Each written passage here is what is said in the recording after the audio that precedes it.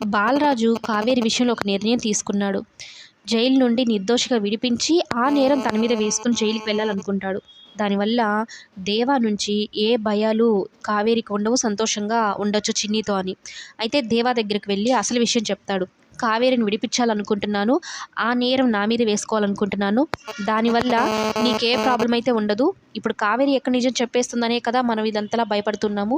ఆ నేరం నేనేసుకుంటే నీకే ప్రాబ్లమ్ ఉండదు కదా అంటే, అసలు ఏంటి బాల నీలో ఈ మార్పు నాకు అర్థం కావడం లేదు. భార్య మీద సడన్‌గా ప్రేమొచ్చింది ఏంటి అన్నట్టు చెప్పి, సరేలే నాకే ప్రాబ్లమ్ లేదంటున్నావు కదా! సరేలే అని చెప్పని కౌగిలించుకొని, ఇంక సరే వెళ్లి నిజం చెప్పేయి అని చెప్పి, తర్వాత మరలా వెనక్కి పిలుస్తాడు. పిలిచి, నాకు సడన్‌గా ఒక ధర్మ సందేహం వచ్చింది. ఇప్పుడు భార్య మీద ప్రేమతో నువ్వు నీ మీద వేసుకొని నేరాన్ని జైలుకెళ్తున్నావు. మరీ ప్రేమ ఎక్కువైపోతే అప్పుడు నా గురించి నిజం చెప్పవని గ్యారంటీ ఏంటి? సరేలే నేను ఎలాగోలా చూసుకుంటానులే గాని నువ్వు వెళ్ళు అని చెప్పని వెనకాల నుంచి గన్‌తో కాల్చేస్తాడనమాట. ఫస్ట్ కాలికి దెబ్బ తగులుతుంది. అయినా గూడా కుంటుకుంటూ నడుచుకుంటూ వెళ్ళిపోతాడనమాట వాళ్ళకు దొరకకుండా వెళ్ళిపోవాలని. అయితే హాఫ్ టికెట్ చూస్తాడు. "అన్న ఏమైందన్నా" అంటే, "వాడు నన్ను చంపాలని చూస్తున్నాడు. నువ్వైతే ముందు వెళ్ళి చిన్నిని ఎక్కడికి వెళ్తుందో కనుక్కో, వెళ్ళనివ్వకుండా ఆపు" అన్నట్టు చెప్తాడనమాట.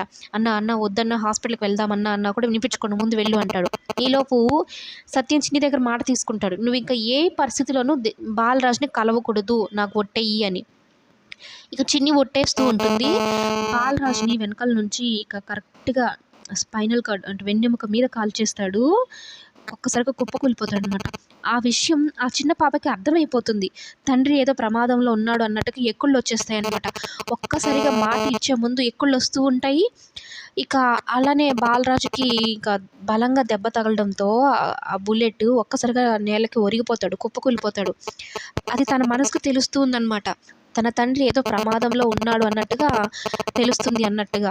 చిన్ని అలా ఎక్కిలిపోతూ ఉంటే సత్యంకి ఏమీ అర్థం కాదు. ఏమైందమ్మా అని అరుస్తూ ఉంటాడు. మొత్తం మీద బాలరాజు తీసుకున్న నిర్ణయంతో తన ప్రాణాల మీదకైతే తెచ్చుకున్నాడు.